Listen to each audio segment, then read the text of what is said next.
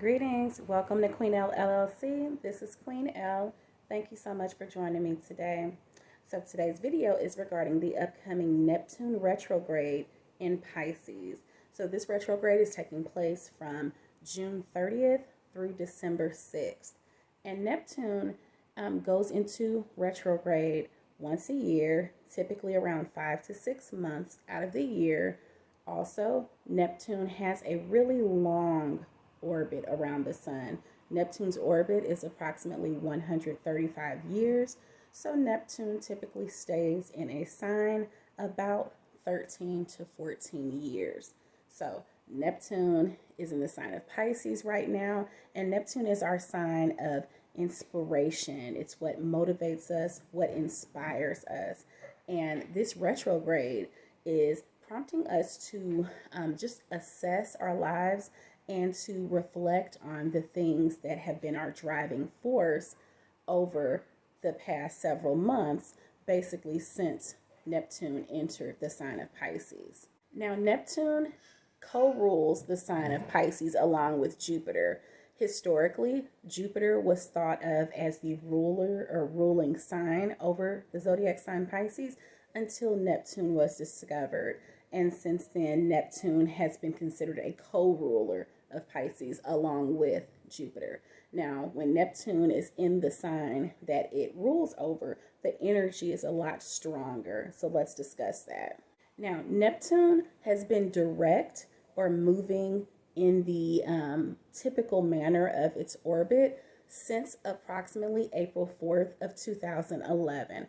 What that means is when you're reassessing your life and what motivates you, what inspires you, what you have been dreaming about, it's essentially time to look back on your life since Neptune has been in Pisces, since April of 2011, and just think about those things, the behaviors, the thoughts, the actions that had to do with what inspires you and what motivates you.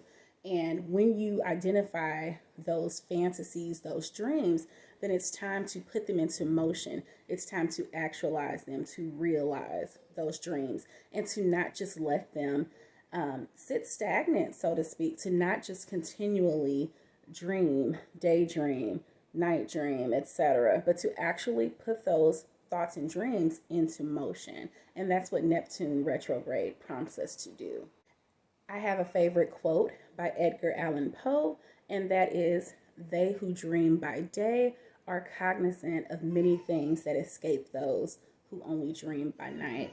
Now, what that means is essentially to not just have your typical thoughts, your typical fantasies, your typical dreams, and just to let them fall by the wayside, like I was saying, but to actually live out your dreams when you are living your day-to-day life, to actually make those dreams come to fruition. That has to do with manifestation. It has to do with the act of being aware and knowing that you are the master of your destiny, knowing that you have the power within you, the power that comes from source, that comes from Mother Nature, that comes from our spirit guides, that team that's behind you and around you and within you. You have the power to realize those dreams that you have. Now, my advice is to find Neptune and Pisces placements in your natal or birth chart, okay? So when you look up your chart online, or if you've already pulled it or you have it on an app, look at your chart. And some people will say, "Oh, well, I don't have Pisces in my chart." You may not have a planet that is aligned or was in the sign of Pisces at the time and location of your birth. However, every zodiac sign, all 12, have a placement in our chart. If you look at your actual chart, I know some apps will leave off zodiac signs if they don't have, or houses, if they don't have a planetary body present in them. But all you need to do is to pull your chart and actually look at the full chart to see that information. So when you pull your natal chart, you will see all of the zodiac signs around the chart, okay?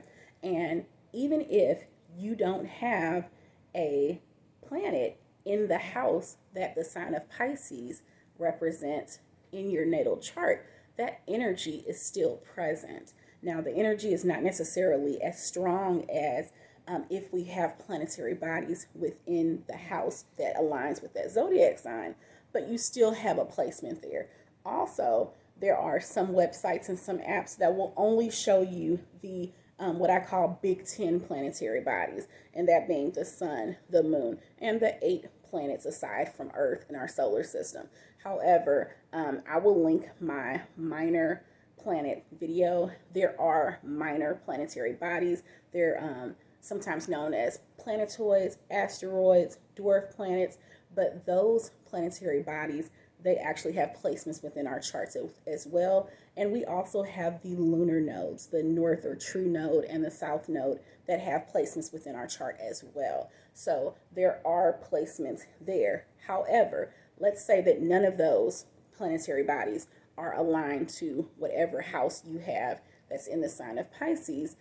There is still meaning behind that. And I'm thinking I'll do a separate video regarding when you have houses that don't have planets in them. So stick around for that. But to focus on Neptune and Pisces, I want you to look at your chart, see where you have Neptune in your chart, see where you have Pisces in your chart.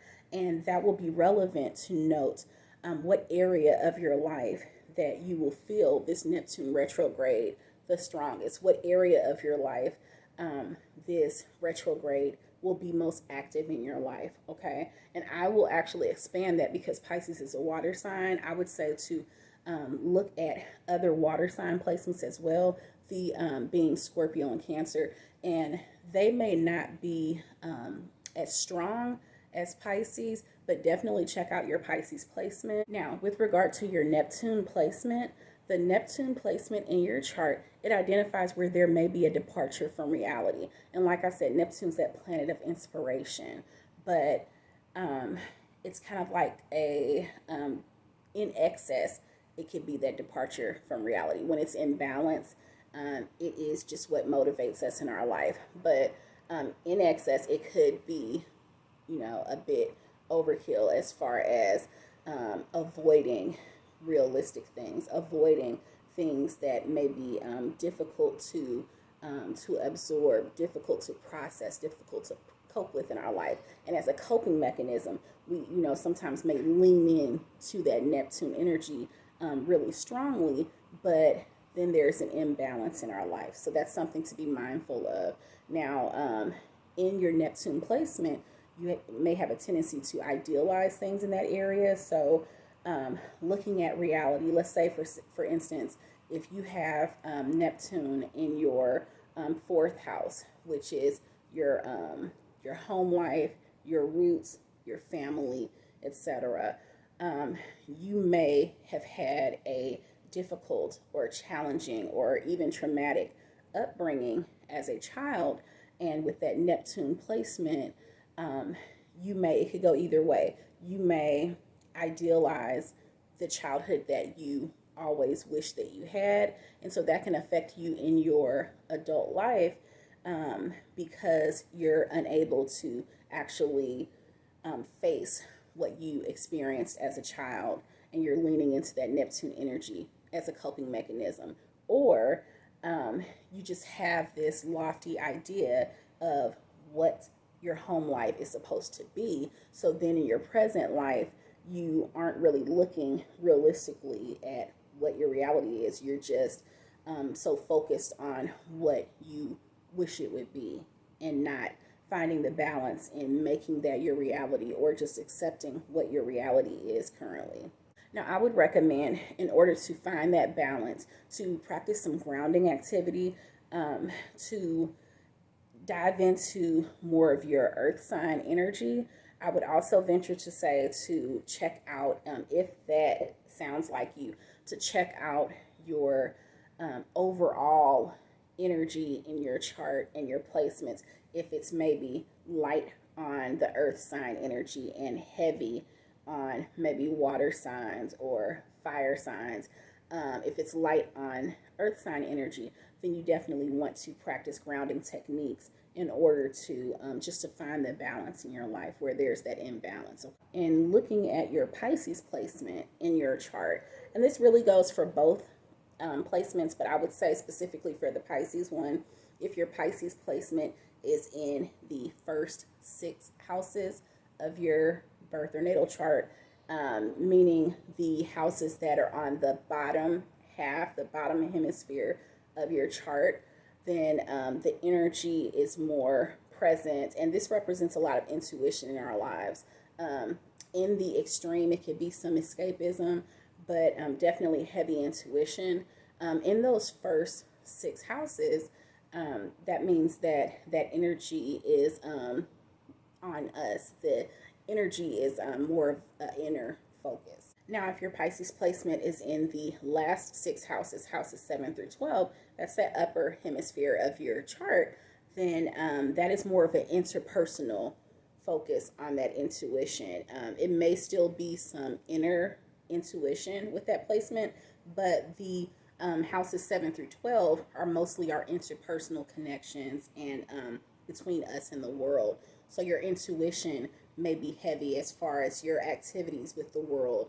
It can be service related, like job related, career related, just your dealings with other people. Your intuition is really heavy. So, like I said, with regard to this Neptune retrograde, and it is taking place from now essentially through the beginning of December, we're in the shadow period right now. If you're not familiar with what the shadow period is, I will link my video above with regard to what shadow periods are. Essentially, it is just letting us know that this is the time leading up to and just afterward these types of planetary aspects taking place, that the energy is already present. So it will be heaviest if your Neptune is in Pisces, definitely. It will also be heaviest for people who are a Pisces, and that's for your sun, moon, or rising sign. And also for our water sign placements as well. If you have Neptune in a water sign, or if your sun, moon, or rising is a water sign, definitely the energy will be the strongest for those who have Neptune actually in Pisces, or who have Pisces as a sun, moon, and rising. So that is it. I will, as I see Neptune in retrograde aspecting other planetary bodies between now and December 6th, I will most likely definitely cover it in my weekly astrology updates, but depending on what the energy is giving, I may discuss it in a standalone video, so stay tuned for that. As always, if you need or would like any type of assistance in analyzing your natal chart, I will always link my booking link in the description box below so that I may be of service to you. I offer multiple services, but the 2 main services are a general reading of your chart, just letting you know what it's giving, going over every individual house and telling you what the energy is for each house, and then an overall guide to what that means for you, what would be helpful for you moving forward, etc., and then a Q&A. And then the more enhanced natal chart reading is regarding all of that information, as well as some of those minor planetary body placements that I mentioned that are also present in your chart, as well as the elements and the modes that are present in your chart and planetary aspects. And I'll link my elements and modes video just to give you some more insight into what that means. So thank you so much for joining me today. It's been a pleasure. Peace. Ashe.